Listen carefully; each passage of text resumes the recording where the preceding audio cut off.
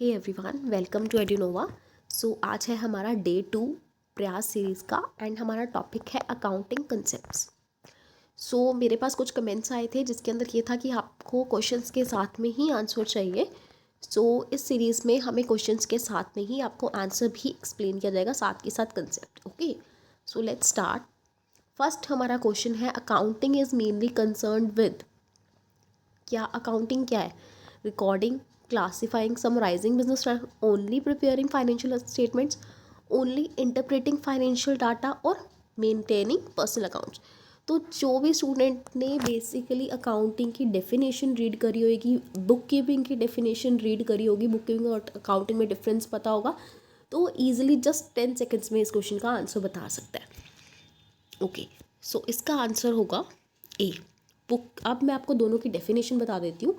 Book keeping क्या है कि recording of business transactions in a set of books, ठीक है। अकाउंटिंग क्या होता है, जहाँ पे बुक कीपिंग ख़त्म होती है, मतलब रिकॉर्ड करने के बाद जो प्रोसीजर होते हैं, जो स्टेप्स होते हैं, वो अकाउंटिंग में आते हैं। जैसे उनको रिकॉर्ड करने के बाद समराइज़ करना, एनालाइज करना, कम्युनिकेट करना अदर पार्टीज़, जैसे एक्सटर्नल इन्वेस्टर्स वगैरह को ज़रूरत होती है ना हमारे अकाउंट्स को देखने की, सो दैट उनके लिए प्रॉफिटेबल है या नहीं है। Okay, next question is, next question क्या है कि कौन सा ऑब्जेक्टिव नहीं है अकाउंटिंग का? सिस्टमेटिक रिकॉर्ड ऑफ ट्रांजेक्शन्स, क्या ये है? बिल्कुल है, बिकॉज बुक कीपिंग क्या है, अकाउंटिंग का ही पार्ट है, ठीक है। एसरटेनमेंट ऑफ प्रॉफिट और लॉस, क्या ये है? बिल्कुल, एट द एंड हम समराइज एनालाइज कर पाते हैं, है ना, कि प्रॉफिट है या लॉस कर रहा है बिजनेस। तो providing information for decision making, yes बिल्कुल, इन्वेस्टर्स की हेल्प करता है, एक्सटर्नल पार्टी से हेल्प करता है डिसीजन मेकिंग में कि उनको इन्वेस्ट करना चाहिए हमारे बिजनेस में या नहीं। Forecasting future events with certainty, बिल्कुल भी नहीं, सर्टेनिटी नहीं कह सकते हम, ठीक है। तो इसका डी आंसर होगा। Answer question number 3, bookkeeping is mainly concern with. Bookkeeping किससे? बुक कीपिंग क्या है? Recording of transaction, summarising transaction, interpretation of results और ऑडिटिंग अकाउंट। हमने अभी अभी बुक कीपिंग की डेफिनेशन रीड करी, उसमें क्या था? Recording of transactions. Okay okay, answer आप देख सकते हो एक बार। Okay, question number 4, financial accounting provides information primarily to. Financial जो अकाउंटिंग होती है प्राइमरली किसके लिए, बेसिकली किसको इन्फॉर्मेशन प्रोवाइड करती है? लास्ट में, है ना, हम देख सकते हैं बैलेंस शीट में प्रॉफिट हो रहा है, तो एक्सटर्नल यूजर्स। एक्सटर्नल यूजर्स कौन से होते हैं? हमारे क्रेडिटर्स होते हैं, हमारे इन्वेस्टर्स होते हैं, ठीक है। Accounting provides information about. अब अकाउंटिंग हमें किस चीज़ की information? Non financial transaction, wrong, because accounting में तो हम फाइनेंशियल ट्रांजेक्शन्स को ही रिकॉर्ड करते हैं।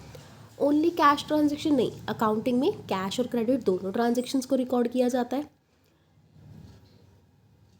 फाइनेंशियल ट्रांजेक्शन्स, बिल्कुल, accounting provides information about financial managerial decisions का अकाउंटिंग के अंदर कोई रोल नहीं है, ठीक है। तो इसका आंसर होगा सी। ओके, क्वेश्चन नंबर 6, इसमें अकाउंटिंग हेल्प्स इन डिटरमाइनिंग। अब हमें इसमें स्टेटमेंट में बताना है। अब सबसे पहले देखो, जब भी स्टेटमेंट वाला क्वेश्चन सोल्व करते पहले करेक्ट और इनकरेक्ट देख लो। क्वेश्चन में आपसे करेक्ट पूछ रहा है या इनकरेक्ट पूछ रहा है? जनरली यूपीएससी में ऐसे क्वेश्चंस आते हैं और बच्चे गलत कर जाते हैं क्योंकि वो ढंग से क्वेश्चन को रीड ही नहीं करते। ओके, सबसे पहले accounting helps in determining. Okay, accounting help in determining profit और लॉस ऑफ अ बिजनेस। क्या अकाउंटिंग हमें हेल्प करती है डिटरमाइन करने में कि प्रॉफिट है या लॉस है बिजनेस में? बिल्कुल, हम लास्ट में बैलेंस शीट देख के बता सकते हैं। Okay, accounting help in measuring the solvency position of a business. क्या हमें बता सकती है कि सॉल्वेंसी क्या होता है, मतलब क्या वो आपको मतलब प्रॉफिट मेकिंग है या नहीं है ना, क्या उसके पास पैसा है या नहीं है, इससे भी हम बता कर सकते हैं, बिल्कुल सही है। Accounting helps only in tax competition. देखो, अकाउंटिंग हेल्प तो करती है टैक्स कंपटीशन में, बट जहाँ पे ओनली आ जाता है तो उस स्टेटमेंट को आपको बहुत केयरफुली लेना है। बिल्कुल एक्सट्रीम सिचुएशंस में ओनली वाला जो ऑप्शन होता है वो मोस्टली क्या होता है? रॉन्ग होता है, ठीक है। तो हम सी को एलिमिनेट कर देंगे, तो हमारा आंसर क्या हो जाएगा? A, 1 and 2। Okay okay, next question is the main function of accounting is to. अब अकाउंटिंग का मेन फंक्शन क्या है? इकोनॉमिक डाटा को जो है कंसीडर करना, interpret the data for decision making. क्या डिसीजन मेकिंग के लिए डाटा को? बिल्कुल ये सही है, बी भी सही है हमारा, ठीक है, record and summarise business transactions, तो जनरल, और सी कंट्रोल बिजनेस एक्टिविटी, तो डी रॉन्ग है। तो हम इसके अंदर क्या कर सकते हैं, हमारा आंसर जो है, जो सबसे बेटर आंसर है वो सी है, record and summarise business transaction, main function हम इसको कह सकते हैं। Okay, next. ओके, ये हमारा क्वेश्चन हो चुका है। 8th question, the process of accounting starts with, accounting की प्रोसेस किससे स्टार्ट होती है, record transaction, summarising transaction, journalising, interpreting results. तो क्या होगा, सबसे पहला अकाउंटिंग स्टार्ट ही किससे होती है, रिकॉर्डिंग ट्रांजेक्शन, रिकॉर्ड करेंगे। ओके, सॉरी, जर्नलाइजिंग, सबसे पहले हम क्या करेंगे, जर्नल एंट्रीज को पास करेंगे। फर्स्ट स्टेप ही हमारा कोई भी ट्रांजेक्शन्स होता है उनको जर्नलाइज करना, वो हमारा फर्स्ट स्टेप काउंट होगा। जर्नल के बाद हम लेज़र में बनाते हैं, लेज़र में पोस्ट करते हैं अपने। Next, the term accounting principles refer to, accounting principles क्या होते हैं, रूल्स एंड गाइडलाइंस होते हैं रिकॉर्ड ट्रांजेक्शन को रिकॉर्ड करने के, laws passed by the government, क्या गवर्नमेंट ने कोई लॉज बना रखे हैं उनको अकाउंटिंग प्रिंसिपल्स कहते हैं। डिसीजंस मेड बाय अकाउंटेंट, क्या कुछ सीनियर अकाउंटेंट्स ने कोई डिसीजंस ले रखे हैं उन्हें अकाउंटिंग प्रिंसिपल्स कहते हैं। ये थ्योरीज ऑफ इकोनॉमिक्स, तो इकोनॉमिक्स वाला तो हम एलिमिनेट ही कर देते हैं, गवर्नमेंट का भी कुछ लेना देना नहीं है इसमें। Rules and guidelines for recording transactions, ये हो जाएगा। Which of the following is not an accounting concept, कौन सा अकाउंटिंग कंसेप्ट नहीं है, going concern concept, dual aspect concept, cost concept, या लॉ ऑफ डिमांड। देखो यहाँ पे आप सीधा ही आप एलिमिनेट कर सकते हो, लॉ ऑफ डिमांड तो इकोनॉमिक का है, इकोनॉमिक्स में हम पढ़ते हैं ना, तो अगर आपको नहीं भी पता तो भी आप इजीली इसको एलिमिनेट कर सकते हो। तो इसका आंसर हो जाएगा डी। ओके, 11th क्वेश्चन, इसमें हमें करेक्ट ही पूछ रहा है। Okay, according to going concern कहता है कि बिजनेस जो है हमारा इंडेफिनिट टाइम तक चलने वाला है। ओके, सही है। According to the money measurement concept, only transaction measurable in money, या रिकॉर्डेड मनी मेजरमेंट कहता है कि हमें सिर्फ मनी में जो मेजर हो सकती है सिर्फ वही ट्रांजेक्शन को रिकॉर्ड करना है। ओके है, सही है। डुअल इफेक्ट हमें कहता है कि हर ट्रांजेक्शन के डुअल इफेक्ट होते हैं, दो तरीके इफेक्ट होते हैं, नेगेटिव और पॉजिटिव, या कह सकते हैं डेबिट क्रेडिट, तो तीनों जो है हमारे सही है। तो इसका सी ऑप्शन हो जाएगा 1, 2 एंड 3। ओके, देखो कुछ क्वेश्चंस में जो आपको कंसेप्ट एक्सप्लेन करने की नीड है, मैं सिर्फ वहीं पे आपको जो है कंसेप्ट को एक्सप्लेन कर रही हूँ, अदरवाइज मैं आपको आंसर बता रही हूँ। The concept that assumes business and owner are two separate entities, ठीक है, कौन सा कंसेप्ट है जो हमें बता रहा है कि बिजनेस और ऑनर दोनों क्या अलग अलग हैं, तो इसका आंसर हो जाएगा बी, बिजनेस एंटिटी कंसेप्ट। देखो इसका एक एग्जाम्पल है, जिससे एग्जाम्पल से भी क्वेश्चन बन जाता है यूपीएससी में, या किसी भी अकाउंट्स के एग्जाम में क्वेश्चन बन सकता।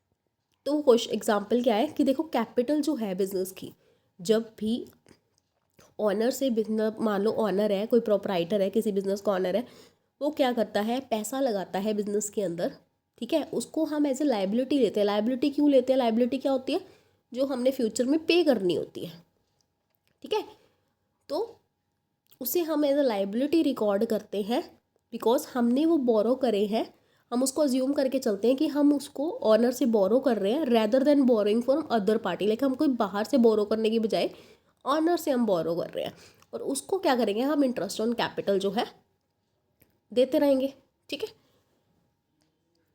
Under the accrual concept revenues and expenses are recognised.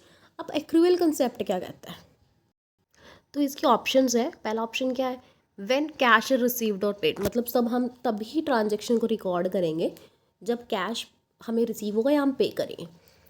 B option कह रहे हैं when transaction occurs regardless of cash flow, मतलब जब ट्रांजेक्शन होगी तब भी हम रिकॉर्ड करेंगे। सी कह रहा है जब ट्रांजेक्शन कंप्लीट हो जाएगी हम तब रिकॉर्ड करेंगे। डी कह रहा है कि जब हमारा फाइनेंशियल ईयर कंप्लीट हो जाएगा हम तब करेंगे। अब इनका मतलब क्या है, एक्रूअल कंसेप्ट हमें कहता है कि भले वो रिवेन्यूज़ हैं, मान लो मैंने कोई गुड्स हैं वो मैंने सेल करे हैं, मैंने 10,000 के गुड्स सेल कर दिए, डिलीवर कर दिए, ठीक है, पेमेंट मुझे नेक्स्ट मंथ मिलने वाली है, तो मैं उसको रिकॉर्ड कब करूँगी, आज, मतलब जब ट्रांजेक्शन रिकॉर्ड हुई है। अब मेरे पास पैसा नहीं आया है बट मैंने रिकॉर्ड कर, मतलब मैं उसी मंथ में रिकॉर्ड कर लूँगी जब मैंने सेल करी है, गुड्स डिलीवर कर दी, लाइक मैं एलिजिबल तो हूँ ना उस मनी के लिए। इसका आंसर होगा बी। ओके, तो ये क्या होगा, ये जो हमारा कंसेप्ट है रिवेन्यू और एक्सपेंसेस दोनों के लिए होगा, जब एक्सपेंसेस हुए हैं हम तभी रिकॉर्ड कर लेंगे रेदर देन जब हम उनके लिए पे कर रहे हैं। ओके, सो हमारा नेक्स्ट क्वेश्चन है according to the prudence concept, यानी कंजर्वेटिज्म कंसेप्ट भी बोलते हो, उसके अकॉर्डिंग क्या होता है? एंटिसिपेट होता है कंसीडर करना, ठीक है। प्रॉफिट्स को कंसीडर करो बट लॉसेस को कंसीडर मत करो। बी ऑप्शन है लॉसेस को कंसीडर करो बट प्रॉफिट्स को कंसीडर मत करो, दोनों को ही इग्नोर कर दो एंड रिकॉग्नाइज बोथ इक्वली, यानी कि दोनों को दोनों को कंसीडर करो। अब इसका सिंपल सा मीनिंग क्या है? प्रूडेंस कंसेप्ट या कंजर्वेटिज्म कंसेप्ट हमें क्या कहता है कि अगर मुझे फ्यूचर में कोई भी लॉसेस होने वाले हैं कोई भी, तो मैं उनको रिकॉर्ड करूँगी, बट अगर मुझे कोई फ्यूचर में प्रॉफिट्स होने वाले हैं मैं उनको रिकॉर्ड नहीं करूँगी। ओके, ऐसे देखो। अब इसके अंदर क्या है, मैं आपको इसके एग्जांपल्स के थ्रू भी क्वेश्चंस बन जाते हैं, वो एग्जांपल भी बता रही हूँ, ठीक है। इन एग्जांपल को ध्यान से याद रखना। क्लोजिंग स्टॉक, मान लो कोई क्लोजिंग स्टॉक है, ईयर एंड में मेरे पास कुछ स्टॉक बच गया, उसकी दो तरीके की कॉस्ट हो सकती है। कॉस्ट प्राइस यानी कि जिस पे मैंने ख़रीदा था, रियलाइजेबल वैल्यू, अगर मैं उसको सेल करूँ तो मुझे कितना पैसा मिलेगा, तो दोनों में से जो कम होती है उस पर मैं रिकॉर्ड करूँगी। प्रोविजन फॉर डाउटफुल डेट्स, यानी कि एवरी ईयर बिजनेसेस क्या करते हैं, उन्हें पता है अगर हम कोई भी चीज़ सेल कर रहे हैं तो ज़रूरी नहीं है जितने भी डेटर्स हैं, जितने भी लोग हैं जिसको मैं सेल करूँगी, वो मेरे को सभी की पेमेंट आ जाएगी, है ना। कुछ लोग पेमेंट नहीं भी देंगे तो वो डेट्स में चले जाएंगे, बैड डेट्स में, तो उनके लिए एक प्रोविज़न बना के रखते हैं कि चलो एक सेफ्टी के लिए प्रोविज़न फॉर डाउटफुल डेट्स, ठीक है। Third, provision for pending lawsuit, अगर मान लो अब कंपनी के ऊपर कोई केस चल रहा है, अब कंपनी को लग रहा है अगर कंपनी हार जाती है तो मान लो उसको 10 करोड़ रुपए पे करना पड़ेगा, तो कंटिंजेंट लाइबिलिटी क्या होती है? फ्यूचर में हो सकता है मुझे पे करना पड़े, ठीक है। हो भी सकता है, नहीं भी हो सकता, अगर कंपनी जीत जाती है तो उसको नहीं पे करना पड़ेगा, बट इसको हम कंसीडर करेंगे बिकॉज इससे लॉस भी हो सकता है। तो ये हमेशा जो है, जो भी हमारी फाइनेंशियल स्टेटमेंट होगी जो नीचे नोट्स में इसको शो करेंगे। तो ये कौन से कंसेप्ट को शो कर रहा है? कंजर्वेटिज्म या फिर प्रूडेंस कंसेप्ट को। ओके, नेक्स्ट क्वेश्चन है कॉस्ट कंसेप्ट के बारे में कुछ स्टेटमेंट्स दी हुई हैं, ठीक है, हमने करेक्टली बतानी है।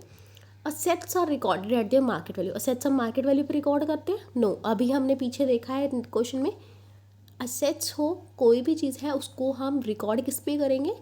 कॉस्ट पे, एक्विजिशन कॉस्ट या हिस्टोरिकल कॉस्ट जिस पे हमने परचेज करा है, परचेज कॉस्ट, ठीक है। सो हमारा फर्स्ट ऑप्शन रॉन्ग हो गया। सेकंड, एक्विजिशन कॉस्ट पे करते हैं, ठीक है। डेप्रिसिएशन जो होते हैं हमेशा हम क्या charge on the basis of cost, बिल्कुल हम कॉस्ट पे डेप्रिसिएशन चार्ज करते हैं। तो सेकंड और थर्ड ऑप्शन हमारा सही होगा, तो इसका आंसर हो गया C. Okay, next question, matching concept हमें क्या बोलता है? सिंपल से हमें डेफिनेशन पता होगी तो हम इजीली इसको सॉल्व कर सकते हैं। Total set asset with total liability नहीं, matching expenses with revenues of the same period, बिल्कुल, मतलब हमारे कैश इनफ्लो आउटफ्लो से नहीं आएगा कि सेम पीरियड के जो भी एक्सपेंसेस हैं उन्हें भी हमें कंसीडर करना है एंड सेम पीरियड के जो भी रेवेन्यूज़ हैं हमने उन्हें भी जो है मेंशन करना है, रिकॉर्ड करना है। Next 18th question, the accounting equation represent. अब देखो, देखने में ये सबसे सिंपल सबसे ईजी क्वेश्चन है, बट इसको अगर मान लो ये देखो 4 ऑप्शंस हैं, अब बेसिकली ये इतना इजी क्वेश्चन फिर भी रॉन्ग हो जाता है, क्यों? क्योंकि इसको शफल करके लिख दिया जाता है। अब फर्स्ट ऑप्शन है assets is equal to liability plus capital, ये फर्स्ट ऑप्शन ही करेक्ट है, बट कई बार मान लो या माइनस लगा दिया या फिर कैपिटल को इधर ले आए, लेफ्ट साइड ले आए, तो रॉन्ग। तो इस चीज़ को थोड़ा सा शफल करके भी आपको आना चाहिए। ओके, तो इसका ऑप्शन ए होगा। 19th, अब क्या कहते हैं, अब करेक्ट पूछा है। ओके, गोइंग कंसर्न कंसेप्ट कह रहा है अज्यूम्स कंटिन्यूटी ऑफ बिजनेस, ठीक है। रियलाइजेशन डिटरमाइन करता है कि जब रिवेन्यू रिकॉग्नाइज होगी, जब रिवेन्यू हमें मिलेगी हमने तभी रिकॉर्ड करनी है, ठीक है। ड्यूअल एस्पेक्ट कंसेप्ट हमें बोलता है कि form the base of accounting, बिल्कुल। एवरी डेबिट के साथ देखो क्रेडिट भी होगा, एक्शन के साथ रिएक्शन, है ना, ठीक है। डेबिट तीनों रूल्स में हम यही चीज़ देखते हैं ना, हमें 3 रूल्स हम नेक्स्ट वीडियो में देखेंगे। उसके अंदर क्या होगा? Debit all expenses, credit all incomes, okay. Debit what comes in, credit what goes out, ये रूल्स हम नेक्स्ट में देखेंगे। ओके, सो हमारा इसका आंसर होगा, क्या आंसर होना चाहिए इसका? सी, बिल्कुल 1, 2 एंड 3 तीनों ही सही है। 20, the basic purpose of accounting standard. अब बेसिक पर्पज़ क्या अकाउंटिंग स्टैंडर्ड का, अकाउंटिंग स्टैंडर्ड की जब हम बिल्कुल डेफिनेशन से स्टार्ट करते हैं ना, तो उसकी मीनिंग के अंदर ही है कि उसका बेसिक पर्पज़ क्या है, यूनिफॉर्मिटी लाना, कंपेरेबिलिटी लाना। कैसे, अब बहुत सारे बिजनेस है, अगर ऐसे तो बहुत सारे बिजनेस हैं बड़े बड़े, तो वो क्या करते हैं, अगर सब बिजनेसेस अपने अकॉर्डिंग अकाउंटिंग ट्रांजेक्शन्स अपनी रिकॉर्ड करें तो हम कभी भी उनको कंपेयर नहीं कर सकते, कभी भी ये नहीं बता सकते कि ये सही है गलत है। तो उसके लिए एक स्टैंडर्ड सेट किए गए हैं जिसके बेसिस पे क्या होता है, इनका एक ही पैटर्न ये फॉलो करते हैं। ओके, सो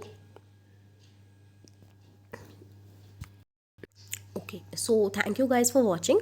एंड अगर आप में से किसी का कोई भी डाउट है या फिर आप चाहते हो कि मैं किसी स्पेसिफिक टॉपिक या फिर किसी भी स्पेसिफिक सब्जेक्ट को कवर करूँ, okay, regarding the EUPSC EPFO, सो आप जो है कमेंट सेक्शन में मेंशन कर सकते हो, आपको नेक्स्ट जो वीडियो है उसी के रिगार्डिंग मिलेगी।